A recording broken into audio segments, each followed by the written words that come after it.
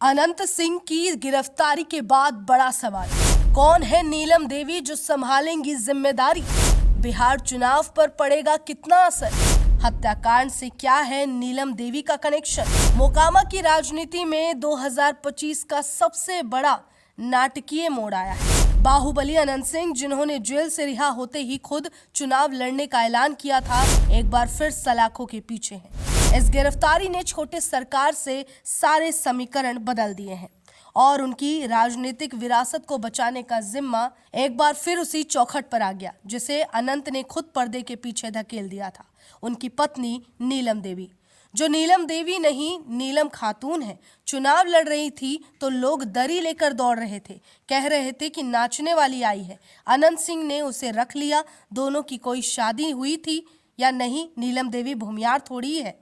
RJD नेता दुलार चंद यादव की जुबान से निकले ये शब्द 48 घंटे भी इसे नहीं हुए थे कि 30 अक्टूबर को दो पार्टियों के बीच झड़प के दौरान उनकी हत्या कर दी गई। बात नीलम देवी की करें तो बता दें, नीलम देवी राजनीति में इनकी पहचान एक विधायक के तौर पर कम, लेकिन मोकामा के छोटे सरकार यानी बाहुबली अनंत सिंह की पत्नी के तौर पर ज्यादा है।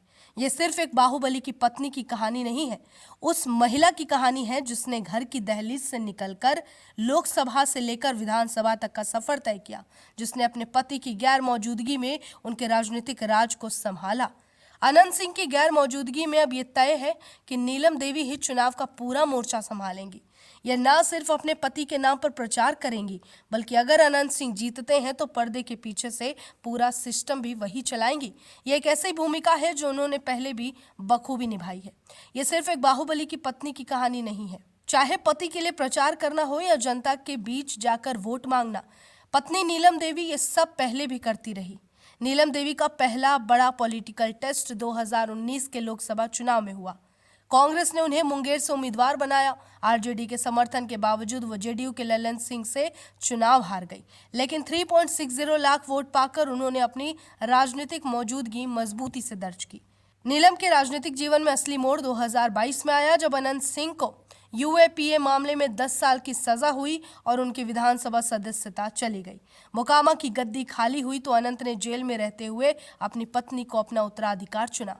आरजेडी के टिकट पर नीलम देवी ने मोकामा उपचुनाव लड़ा और बीजेपी की सोनम देवी को हराकर पहली बार विधायक बनकर सदन पहुंची। अनंत सिंह ने साफ कर दिया था कि साल 2025 का विधानसभा चुनाव वो खुद ही लड़ेंगे। उन्होंने अपनी पत्नी को दोबारा चुनाव लड़ने से इनकार करते हुए कहा, नहीं, बढ़िया काम नहीं की, जनता से मिली जुली नहीं। ये छोटे सरकार का अपनी गद्दी पर वापस लौटने का ऐलान था और नीलम देवी को वापस पर्दे के पीछे जाना पड़ा। लेकिन अनंत सिंह की ताज़ा गिरफ्तारी ने उनकी सारी योजनाओं पर पानी फेर दिया। जिस पत्नी को उन्होंने काम न करने के आधार पर किनारे कर दिया था, आज वही उनकी राजनीतिक सल्तनत को बचाने की सबसे बड़ी उम्मीद है।